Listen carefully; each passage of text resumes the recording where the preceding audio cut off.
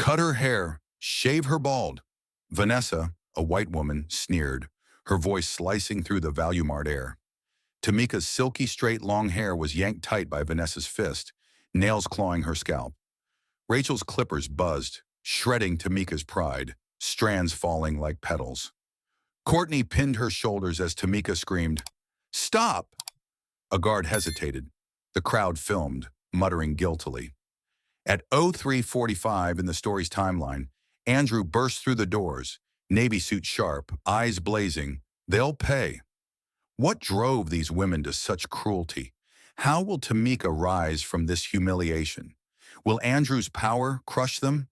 Vote 1 if this grips you, 0 if it doesn't. Stay to uncover the shocking truth. Justice awaits. But at what cost?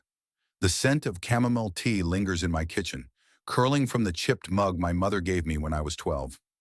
I'm Tamika, 33, and this small house, its creaky wooden floors, its rose-draped porch, is my sanctuary.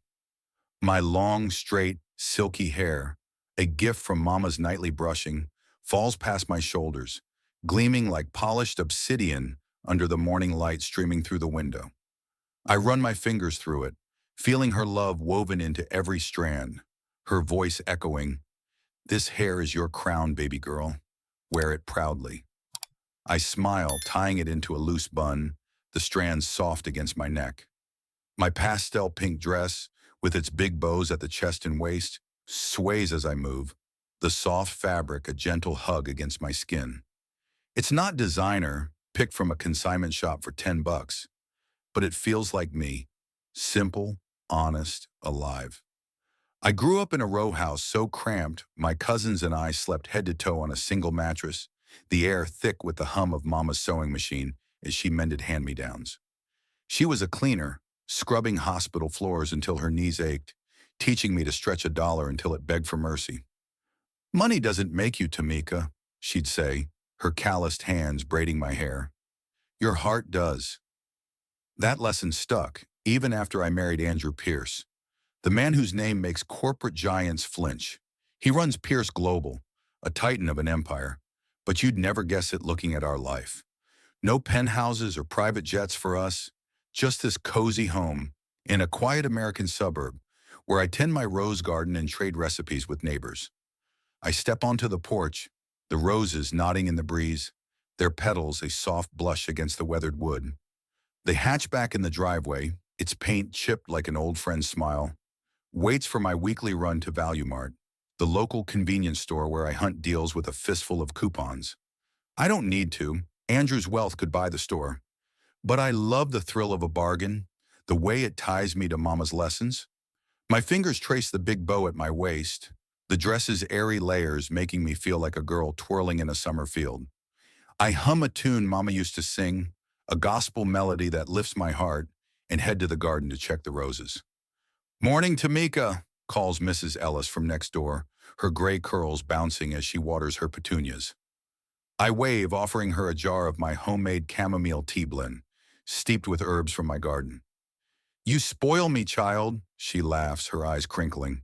I grin, warmth spreading in my chest. This is my world, small gestures, real connections. I teach the neighborhood kids to fold origami cranes, their giggles filling the air as we sit on the porch. Paper birds piling up like dreams. I slip a dollar into their hands for ice cream, remembering how Mama's rare tips bought us candy on good days. Inside, I catch my reflection in the hall mirror. My hair, straight and glossy, shimmers like a dark river, a testament to Mama's care. She'd spend hours brushing it, telling stories of her youth, her dreams for me. "You're strong, Tamika," she'd say. "Stronger than you know." I believed her then, and I believe her now, even as I navigate a world that doesn't always see me. Andrew sees me, though. My husband, with his sharp suits and sharper mind, could command boardrooms, but he's softest here, with me. I remember one night, his office lit by a single lamp, papers strewn everywhere. He was drowning in a deal gone wrong, his shoulders slumped. I brought him chamomile tea, set it on the desk, and teased, "You're Andrew Pierce, darling. You've got this." His laugh, low and warm, broke the tension, and we talked until dawn, my hand in his. Tamika, he'd said, eyes locking on mine, you're my anchor. That's us, two worlds woven together. He's the billionaire in a navy suit. I'm the woman in a thrift store dress. But our love is the thread that holds it all. I don't need his wealth. I need his heart. The way he looks at me like I'm the only thing that matters. I grab my coupon book, a tattered thing stuffed with savings, and head to the hatchback. The engine sputters, loyal as ever, and I smile, thinking of Mama's pride in my frugality. Value Mart's fluorescent lights and crowded aisles await, a familiar stage where I play my role. The coupon queen, the woman who stretches a dollar and wears her heart on her sleeve.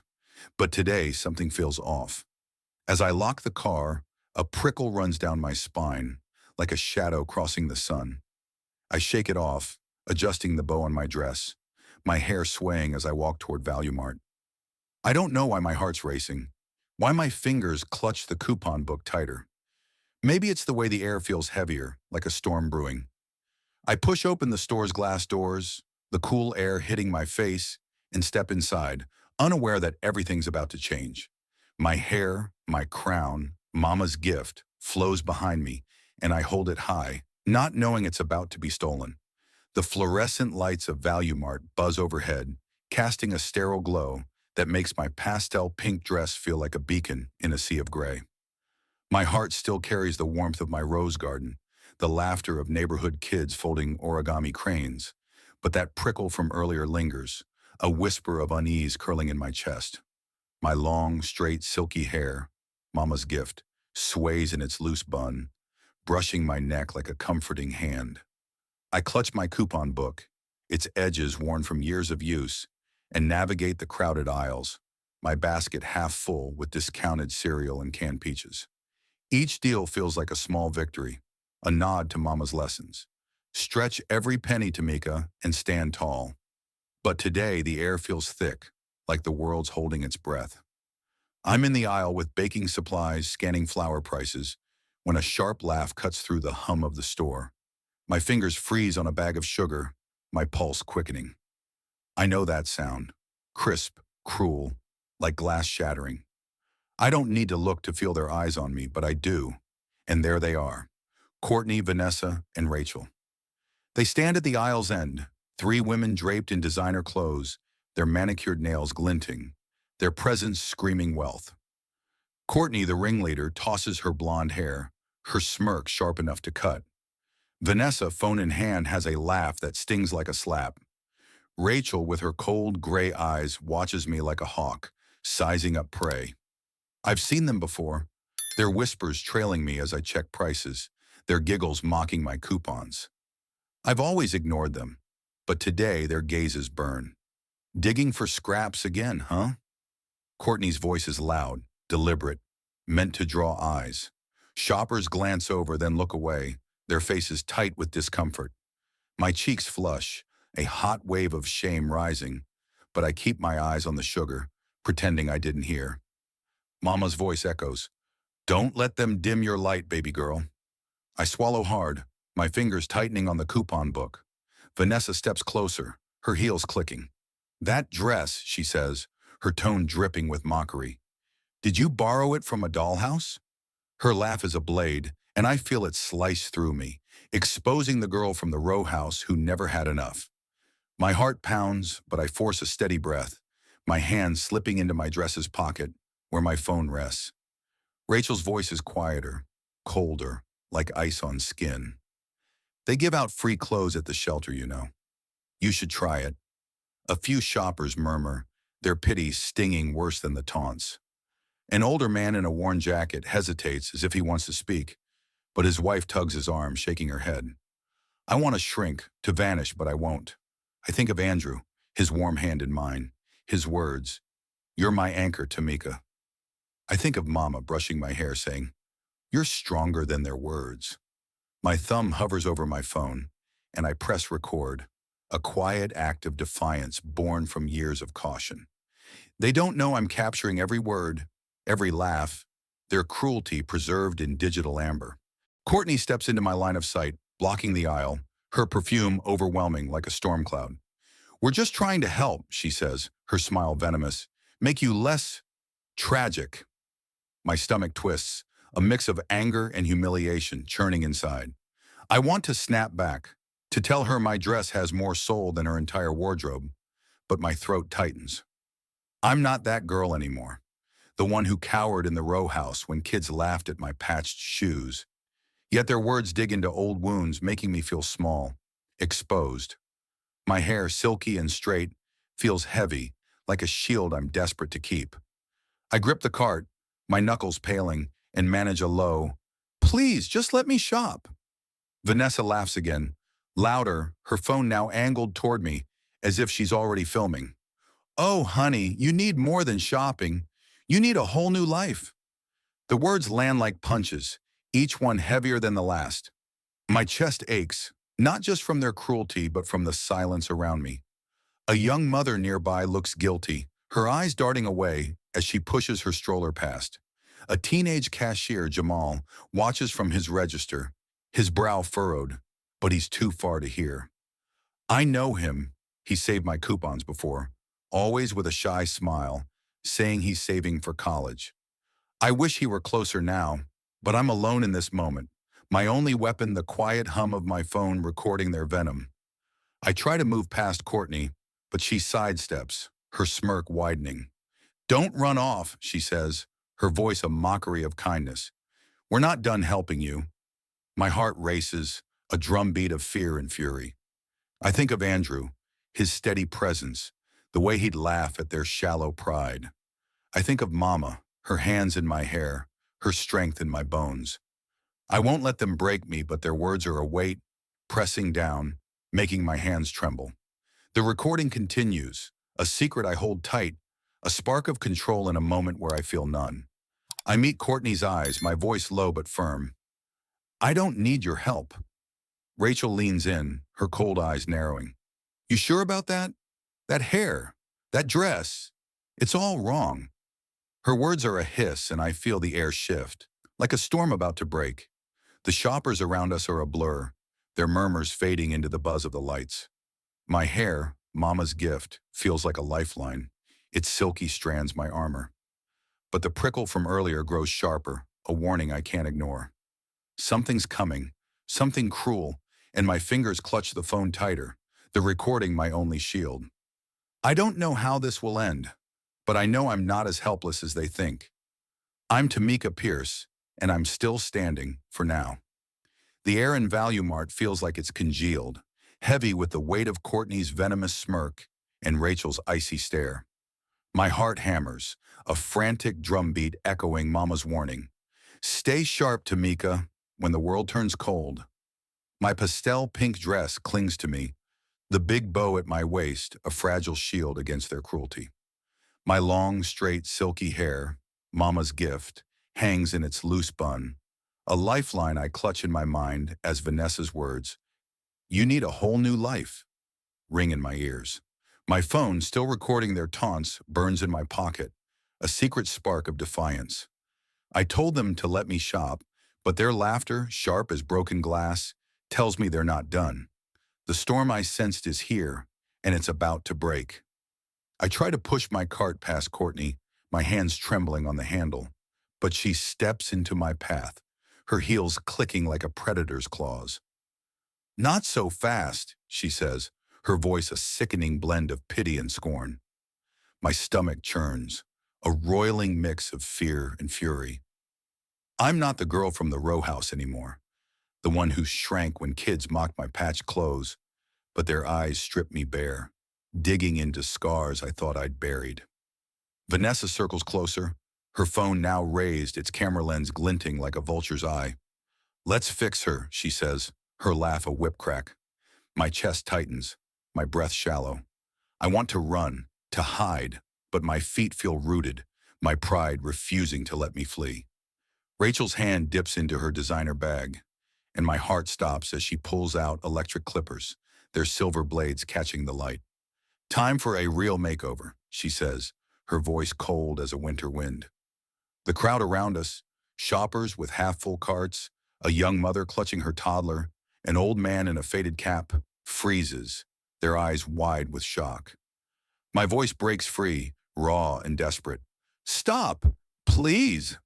But Vanessa lunges, her nails biting into my arm, and then her other hand seizes my hair, yanking it hard. The silky strands, Mama's pride, strain in her grip, pulled taut into a painful bun. My scalp screams as her nails scrape, a burning violation. Hold still, she hisses. This'll be quick. Courtney grabs my shoulders, her fingers digging like talons, pinning me against the cart.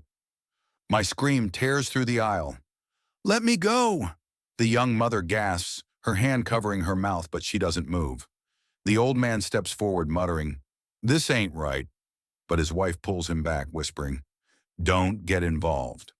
A security guard, barely older than a teenager, rushes toward us, his voice sharp. Hey, stop that! Vanessa spins, her eyes blazing. It's just a prank, kid. Back off. He falters, his radio crackling, uncertainty etching his face as he steps back. The crowd murmurs, a low hum of guilt, some filming with their phones, others turning away. My heart sinks, betrayal cutting deeper than their words. I'm alone, exposed, my phone still recording, capturing every cruel second. Rachel flicks on the clippers, and the buzz rips through me like a chainsaw. No, I cry, thrashing, but Vanessa's grip on my hair tightens, pulling so hard that tears spring to my eyes. My hair, Mama's gift, the silky strands she brushed with love, is defenseless as Rachel presses the blades to my scalp. The first pass shears away a lock, and I watch, horrified, as it falls like a black petal to the grimy floor. My chest heaves, sobs choking me as Rachel works methodically, the clippers humming a relentless dirge. Strand after strand, my hair, my crown, my identity, tumbles down, a cascade of silk stripped away. Vanessa laughs, her phone recording every tear, every shudder. Viral gold, princess, she sneers, her voice a poison dart. My scalp feels cold, bare, a raw wound where warmth once lived. When Rachel finishes, my head is smooth as glass, a stark, humiliating void. I collapse to my knees, hands grazing the baldness, my sobs echoing in the silent aisle. Mama's voice fades, drowned by my shame. Courtney tosses the clippers into her bag with a smirk. You're welcome, she says, as if she's done me a favor. The three women turn to leave, their laughter a cruel chorus. But then the glass doors of Value Mart slam open with a force that shakes the air. Andrew storms in, his navy suit cutting through the crowd like a blade, his security team fanning out behind him, their faces hard as stone. The shoppers part, their whispers dying. He sees me, kneeling, bald, broken, and his eyes blaze with a fury I've never seen, tempered by a pain that mirrors my own. He drops to his knees beside me, his hands gentle on my face, brushing away tears. Tamika, he whispers, his voice cracking. I'm here. They'll pay for this. My heart, shattered moments ago, clings to his words, a lifeline in the wreckage. The women freeze, their laughter snuffed out. Vanessa's phone slips slightly, her bravado crumbling. Andrew rises, his presence towering, his voice low and lethal. Take them to the manager's office, now. His team moves, swift and precise, blocking the women's escape. My hands tremble, still touching my bare scalp, the absence of my hair a wound deeper than skin. But Andrew's touch, his rage, his love, sparks something inside me. A flicker of strength, a promise of justice. My phone, still in my pocket, holds their words, their cruelty, a secret weapon I didn't know I'd need. As Andrew's team herds the women away, I rise, shaky but unbroken, my tears drying. They took my hair, but they won't take me. Not today. Andrew's arm steadies me as we cross the Value Mart aisle, my bare scalp stinging under the harsh lights, a raw wound where my silky hair once flowed. The echo of Vanessa's laugh, Rachel's clippers, and Courtney's sneer still burns in my chest. But Andrew's presence, his navy suit sharp as a blade, his hand warm against mine, anchors me. My pastel pink dress, crumpled from the struggle, feels like a fragile remnant of who I was moments ago. My fingers graze my phone in my pocket, its silent recording a flicker of power in my trembling hands. Mama's voice whispers through my pain, "You're stronger than their cruelty, Tamika." As we follow Andrew's security team to the manager's office, my heart churns with a storm of shame, rage, and something new. A spark of defiance kindled by Andrew's vow. They'll pay. The office is a cramped box, its walls lined with faded inventory sheets, the air thick with the scent of stale coffee. Courtney, Vanessa, and Rachel stand against a cluttered desk, their designer outfits absurdly out of place. Courtney's smirk holds, but it's brittle, her eyes darting to the 4X Special Forces guards blocking the door. Vanessa clutches her phone, her knuckles white, her bravado fading like cheap perfume. Rachel's cold gaze flickers, her hands twisting the strap of her bag. My head throbs, the absence of my hair. Mama's gift, brushed with love every night of my childhood. A gaping loss. I want to shrink, to hide, but Andrew's grip tightens, his strength flowing into me. I stand taller, my tears drying, though my heart still bleeds. Andrew steps forward, his voice low, lethal, cutting through the room like a winter wind. "You don't know me, do you?" he says, his eyes locking onto each woman. "Andrew Pierce, Pierce Global. That's my wife you assaulted." The words land like thunder, and I feel the air shift, their confidence crumbling. Courtney's smirk falters, Vanessa gasps and Rachel's hands freeze. My chest tightens, a mix of pride and pain. Pride in Andrew's love, pain from the memory of Vanessa's nails in my scalp, yanking my silky strands. I think of Mama, her calloused hands brushing my hair, saying, "Your crown doesn't need gold, Tamika. It's in your heart." But they stole my crown, and now Andrew's here to make them face the cost. He pulls a tablet from his security chief's hand, his movements deliberate, controlled fury in every gesture. "Let's see what you thought was so funny," he says, pressing play. The security footage fills the small screen, the sound of my screams slicing through me again, each cry a dagger in my gut. Vanessa's laugh, Rachel's clippers, my hair falling like black petals. It's all there, a brutal replay of my humiliation. My knees weaken, but Andrew's hand on my back keeps me upright. The women stare, their faces paling. I clutch my phone, the recording still running, capturing their silence now. "And that's not all," Andrew says, his voice colder. "Tamika, show them." My hands shake as I pull out my phone, stopping the recording. The room feels smaller, the walls closing in as I hand it to Andrew. He connects it to the tablet, and my voice memo plays, clear and damning. Courtney's digging for scraps, Vanessa's dollhouse dress, Rachel's shelter clothes. Their words, preserved in my quiet act of defiance, echo like a verdict. My heart races, not with fear now, but with a strange, fierce power. They thought I was nothing, but I was listening, holding their cruelty in my hands. Vanessa's phone slips from her fingers, clattering to the floor. Courtney's eyes narrow, but her bravado is a mass, cracking under Andrew's gaze. "You thought you could humiliate my wife for sport?" Andrew says, his voice a blade, each word precise. "Wrong choice." He nods to his legal team, two men in crisp suits who step forward with folders thick as novels. "Courtney," he begins, "your husband's hedge fund. Pierce Global is acquiring it. The termination process for him starts now. Your Miami condo?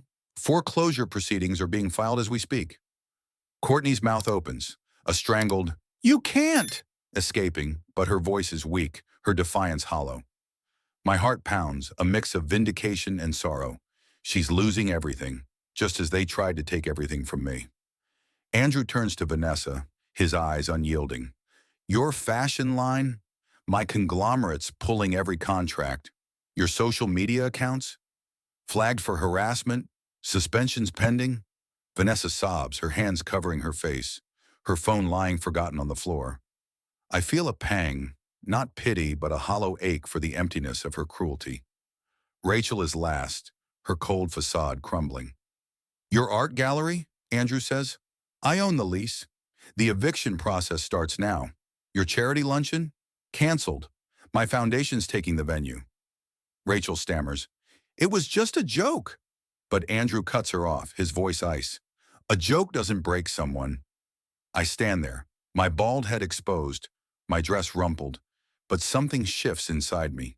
Their cruelty stripped me bare, but their fear now. Courtney's trembling lips, Vanessa's tears, Rachel's shaking hands, ignites a fire in my chest. I think of Andrew. That night he called me his anchor, his hand in mine as we faced his fears. Now he's facing mine, his love a shield. Tamika, he says softly, turning to me, anything you want to say? My throat tightens, tears threatening, but I step forward, my fingers brushing my scalp, the smooth void where my hair once was. You wanted to make me feel worthless, I say, my voice steady despite the ache. My dress, my coupons, my life, you mocked it all. But I'm not worthless. You're the ones who are cruel, empty, and now you're nothing. Courtney snaps, you're nobody! But her voice cracks, her eyes betraying fear. Vanessa's sobs grow louder, Rachel's silence deafening. My words hang in the air, a declaration of my strength, born from Mama's lessons, Andrew's love, and the recording that turned their weapon against them. Andrew nods, his eyes softening for me, then hardening as he faces the women. This isn't over, he says, his voice a promise. You'll face charges, assault, harassment, defamation. The video, the audio, it's all evidence. His legal team steps forward, papers in hand as the women shrink, their world unraveling. We turn to leave, Andrew's arm around me, his warmth pulling me from the edge of despair. My scalp burns, my heart aches for the hair Mama loved, but her words echo, you're stronger than you know.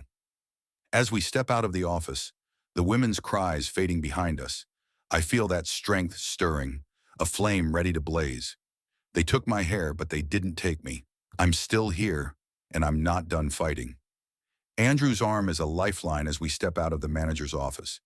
The echo of my own voice, steady, defiant, calling the bullies empty, still ringing in my ears. My bald scalp burns under ValueMart's harsh lights, a stark reminder of the silky straight hair they stole, Mama's gift torn away. My pastel pink dress, its bows now wilted, feels like a tattered flag, but Andrew's grip, firm and warm, holds me upright. My heart is a battlefield, shame and rage warring with the spark of strength I felt when I faced Courtney, Vanessa, and Rachel. Their cries, their crumbling bravado, linger like smoke as we walk past the staring shoppers. Their phones lowered now, their eyes heavy with guilt.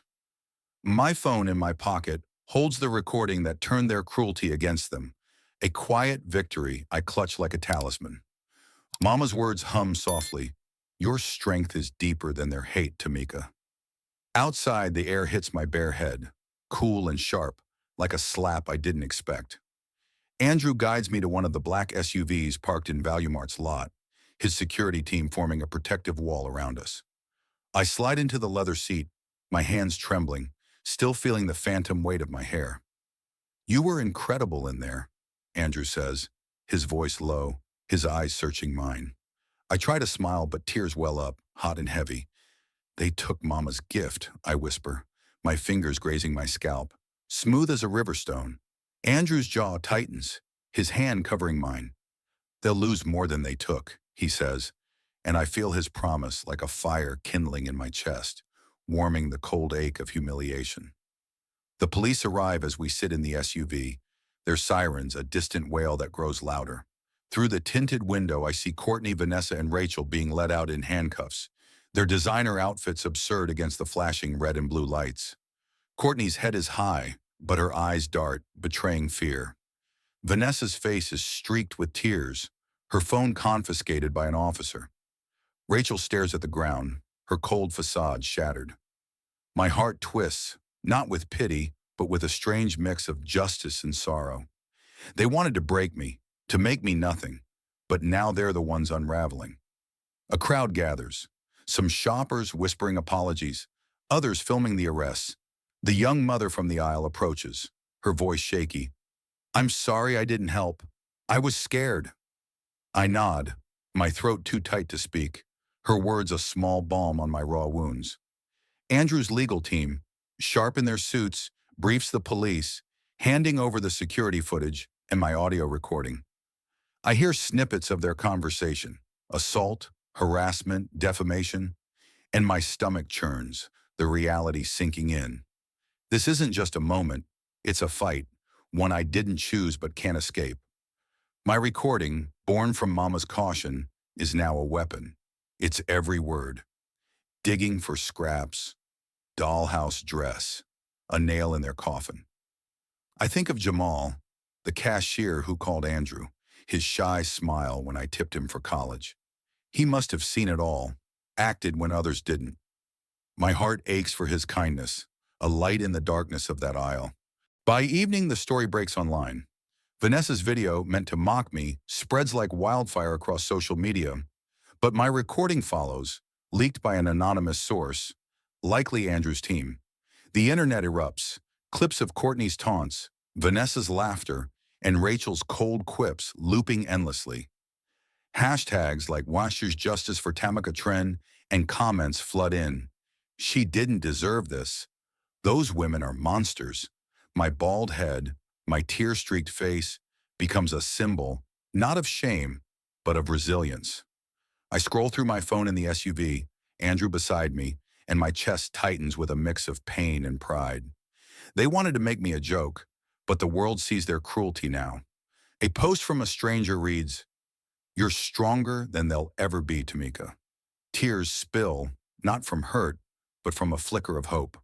The legal fallout begins swiftly. Andrew's team files charges, assault, harassment, and intentional infliction of emotional distress. The police confirm the woman will face court, the evidence overwhelming. Andrew's voice, calm but fierce, outlines the next steps. Courtney's husband will lose his job. The hedge fund's acquisition is underway. Vanessa's fashion deals are being pulled. Rachel's gallery lease is mine. Eviction's coming. I listen, my heart pounding, the weight of their actions crashing down. Courtney's defiance, Vanessa's sobs, Rachel's excuses. They're losing everything, just as they tried to strip me bare. Yet my victory feels hollow, tainted by the memory of my hair falling, Mama's gifts scattered on the floor. A news van pulls into the lot, reporters clamoring for a statement. Andrew shields me, his voice firm. "No comment. My wife's been through enough." I'm grateful, my emotions too raw for cameras. My fingers trace my scalp, the smooth void a constant reminder of what I've lost. But Mama's voice cuts through. "Your crown's in your heart, baby girl." I cling to that, to Andrew's love, to the strangers online who see me, not as a victim, but as a fighter. Jamal's face flashes in my mind, his call to Andrew a lifeline I didn't expect. I owe him more than a tip now, maybe a thank you, a chance to repay his courage. As we drive home, the roses in our yard come into view, their petals glowing under streetlights. I imagine Mama standing there, her hands on my hair, her strength in my bones. My heart is heavy, but not broken. The world knows my story now, and it's not the one the bullies planned. My recording, my voice turned their cruelty into a mirror, reflecting their emptiness. I'm not invisible anymore, but I'm not whole either. Not yet. The fight's just begun, and I'm ready, fueled by love, by Mama's lessons, by the spark of defiance that refuses to die. They took my hair, but they'll never take my fire. The roses in our yard glow under the streetlights as Andrew's SUV pulls into the driveway. Their soft petals a quiet promise in the night. My scalp, bare and smooth where my silky straight hair once flowed, feels exposed. A raw wound that still stings from the memory of Vanessa's grip and Rachel's clippers. My pastel pink dress, its bows limp from the chaos at Value Mart, clings to me like a faded dream. The weight of the world's eyes, through those viral videos, the hashtags, the strangers calling me a symbol, presses on my chest, both a comfort and a burden. My heart churns, caught between the fire of my defiance in that manager's office and the ache of losing Mama's gift, my crown. Yet as Andrew's hand rests on mine, his warmth a steady anchor, I feel a spark inside me, a whisper of Mama's voice. Your strength is deeper than their hate, Tamika. Inside our small house, the familiar creak of the wooden floors greets me, a sound that usually soothes but now feels like a reminder of how much has changed. I stand before the hall mirror, my reflection a stranger, bald, vulnerable, the woman who faced down cruelty but lost a piece of herself. My fingers trace my scalp, smooth as glass, and tears prick my eyes. "I don't know this woman," I whisper, my voice breaking. Andrew steps behind me, his hands gentle on my shoulders. "You're still you," he says, his voice low, steady. "The strongest woman I know." His words wrap around me like a blanket, but the mirror tells a different story, a story of loss, of violation. I think of Mama, her hands brushing my hair, her stories filling our tiny row house with hope. "Your crown's in your heart," she'd say, and I cling to that, desperate to believe it. I sink onto the couch, my dress pooling around me, and Andrew sits close, his presence a shield. "They're facing charges," he says, his eyes fierce but soft for me. "The world sees them for what they are." I nod, the viral storm, or justice for Tamika, the stranger's support, echoing in my mind. But it doesn't fill the void where my hair used to be. "It was Mama's gift," I say, my voice a thread. "Every night she brushed it, told me I was enough." Andrew's hand tightens on mine, his jaw clenching. "They took that, but they didn't take you," he says, "and I'll make sure they lose everything." His promise, fierce and unyielding, stirs the fire in me, but it's not enough to erase the pain. I need to find my own way back. The next morning, I step onto the porch, the roses nodding in the breeze. My scalp feels foreign under the sun. Every glance from a neighbor, a needle in my pride. Mrs. Ellis, watering her petunias, pauses, her eyes softening. "You're beautiful, Tamika," she says, her voice warm. "Always have been." I force a smile, my heart aching. Beautiful? I don't feel it, not yet. But her kindness, like a sip of chamomile tea, eases the sting. I think of Jamal, the cashier who called Andrew, his shy smile when I tipped him for college. I owe him a thank you, a debt I'll repay when I'm stronger. For now, I head to the garden, my hands in the soil, the roses' thorns a sharp reminder that beauty can endure pain.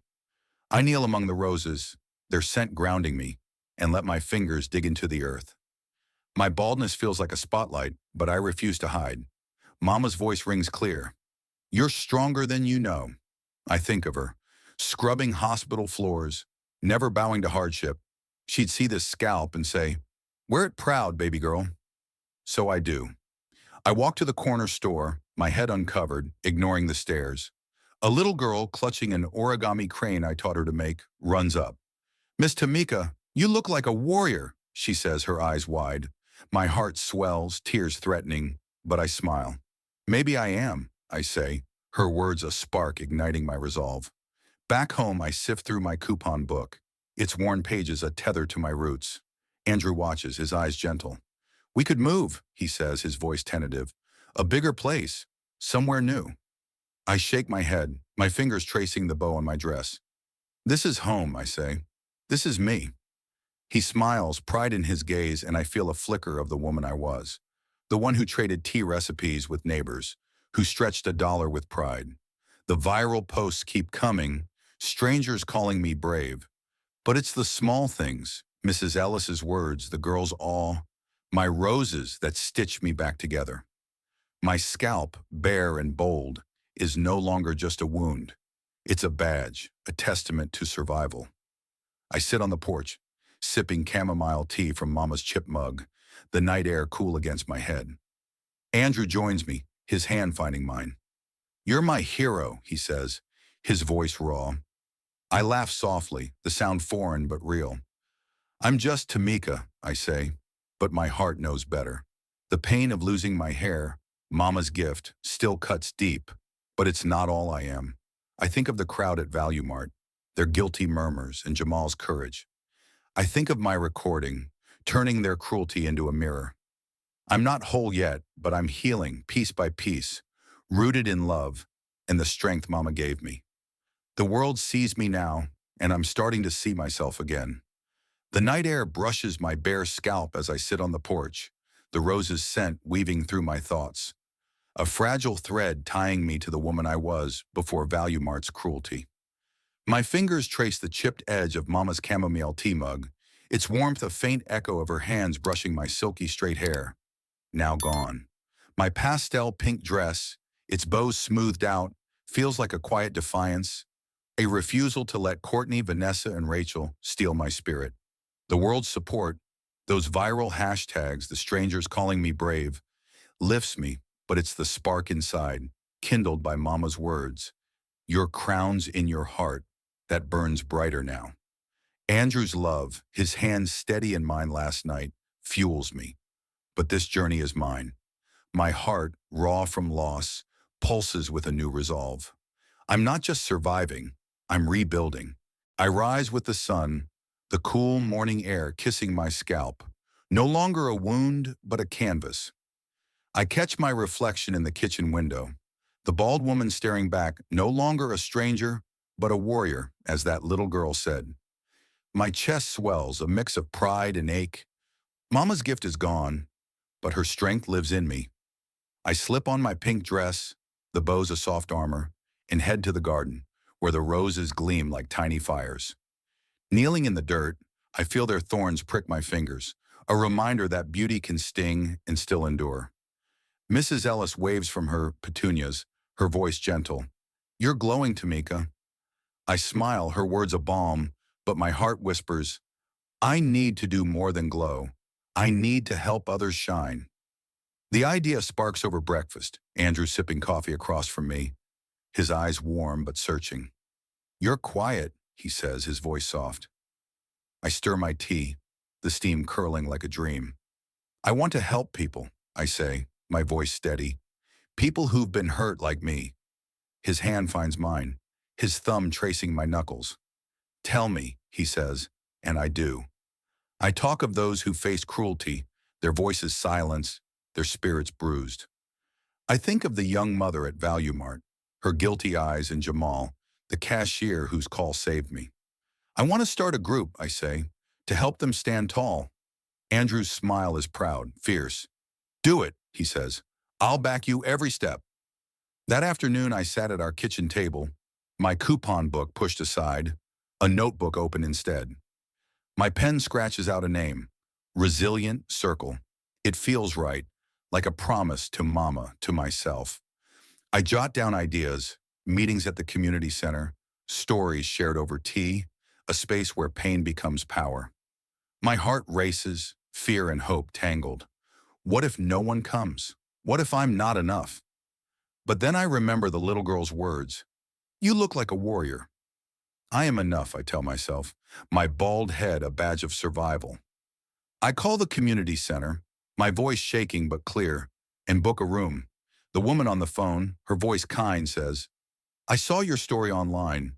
You're inspiring us all. Tears prick my eyes, not from pain but from purpose. I step out to the corner store, my scalp bare under the sun. No scarf, no shame. Neighbors nod, some offering quiet smiles, others whispering, That's her. I don't flinch. My dress sways, its bows catching the breeze, and I feel Mama's strength in every step. At the store, I see Jamal behind the register, his shy smile brighter now. Miss Tamika, he says, you okay? I nod, my heart full. Thanks to you, I say, slipping him a 20. Not just a tip, but a thank you for his courage. College fund, I add, and his eyes shine. You didn't have to, he says, but I shake my head. You gave me a lifeline, Jamal. I owe you. Back home, my hair begins to grow, soft stubble dusting my scalp like new grass after a fire. I stand before the mirror, my fingers tracing the faint growth, and decide it's time. I drive to a small salon, the kind where the air smells of coconut oil and laughter. The stylist, a woman with kind eyes, nods at my request. Something sleek, bold, I say, my voice firm. She works her magic, shaping the new growth into a short, elegant crop, its edges sharp, its texture still silky, echoing the hair Mama loved. I stare at the mirror, my heart swelling.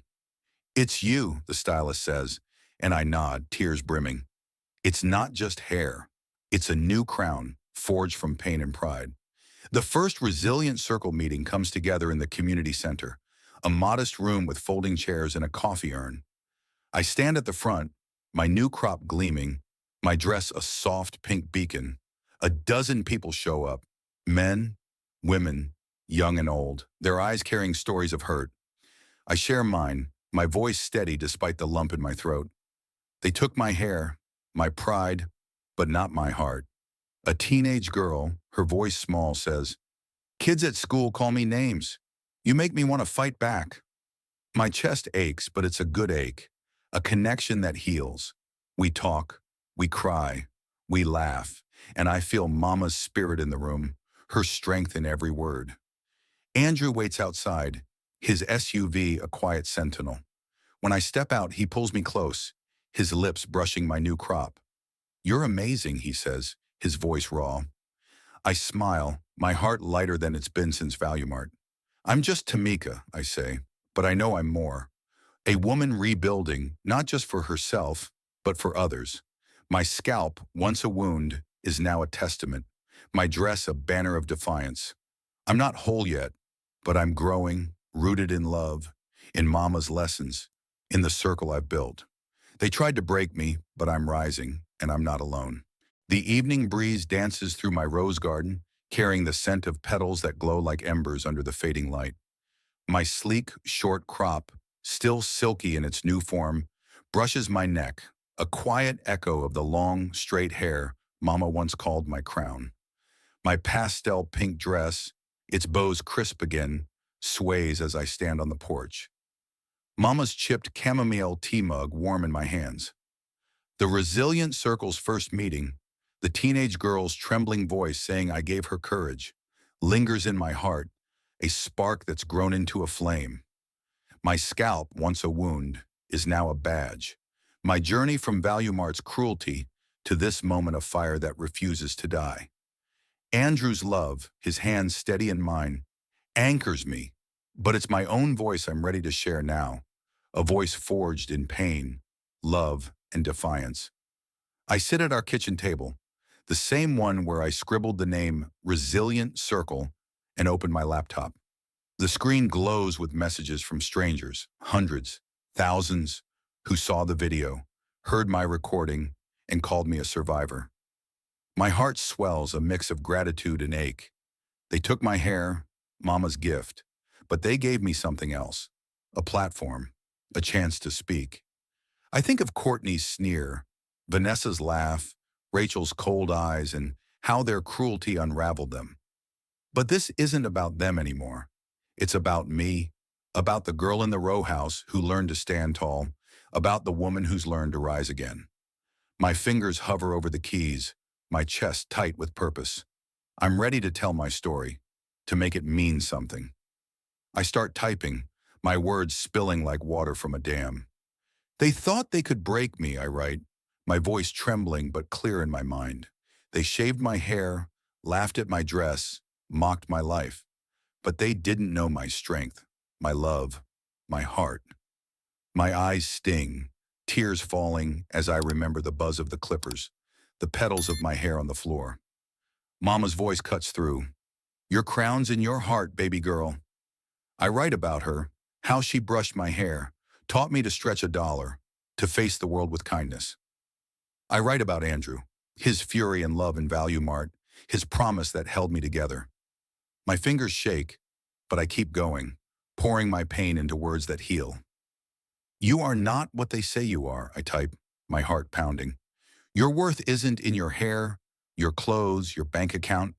It's in how you rise when they knock you down." I think of the Resilient Circle, the faces in that community center room. Men, women, kids, all carrying scars like mine. The teenage girl's words echo, "You make me want to fight back." My chest aches, not with pain now, but with a fierce love for them, for myself. I write for them, for the young mother who apologized, for Jamal who called Andrew, for every soul who's felt small. Kindness is free, I add, but cruelty costs everything. And love is the strength that carries you through. I pause, sipping my tea, the mug's familiar weight grounding me. Andrew steps into the kitchen, his eyes soft as he leans against the counter. "You're writing it, aren't you?" he says, his voice warm. I nod, tears brimming. "For them," I say, "and for me." He kneels beside me, his hand on my cheek. "You're changing lives, Tamika," he says, and I feel his words like a heartbeat, steady and true. I think of our nights together, his laughter when I brought him tea, his hand in mine through every storm. He's my anchor, but I'm my own fire now, burning brighter than ever. I finish the post, my message clear. If you've been hurt, you're not alone. Find your people, your love, your strength. Stand up, not just for you, but for those who can't yet. I did, and I'm still here. My fingers hover over the post button, my heart racing. This isn't just a story. It's a call, a beacon for those lost in their own darkness. I hit send, and my words flood the internet, joining the viral wave that turned my pain into power. Comments pour in instantly. "You're my hero. Thank you for this." My heart swells, tears falling, but they're not tears of shame anymore. They're tears of triumph. I step outside, the roses swaying, their fragrance wrapping me like mama's embrace. My new crop feels bold, a crown I've chosen, not one they took. I think of the resilient circle, the stories we shared, the hands we held. That teenage girl, her eyes bright with hope, is why I keep going. I think of Jamal, his courage, and Mrs. Ellis, her gentle words. They see me, and I see myself, not as the woman who knelt in Value Mart, but as the woman standing now, unbroken. Andrew joins me, his arm around my waist. "You're unstoppable," he says, his voice raw. I smile, leaning into him. "I'm just Tamika," I say, but my heart knows I'm more. My phone buzzes with notifications, strangers sharing my post, their stories flooding the comments. "I was bullied too," one writes. "You give me hope." I rate each one, my chest tight with connection. I'm not invisible anymore. Not to them, not to myself. My dress catches the breeze, its bows dancing, and I feel Mama's strength, Andrew's love, my own fire. They tried to erase me, but I've written my own story now, one of resilience, kindness, and power. I'm ready to keep telling it, to keep lifting others. The world is listening, and I'm not done speaking. My heart still races when I think of that day in Value Mart, the buzz of clippers, and the fire I found within. I'm Tamika Pierce, and this story, my story, isn't just about pain. It's about rising, about finding strength in kindness and love. You've walked this journey with me, felt my tears, my defiance, my hope. Now I want to hear from you. Have you faced cruelty and stood tall? Seen karma strike back? Share your stories in the comments. Your voice matters, just like mine did. Thank you for listening, for seeing me, for believing in resilience. Your support lights my path, like roses blooming in the dark. I'll be back with more stories, more strength, more heart. Until then, keep shining. This is Tamika signing off, but never silent.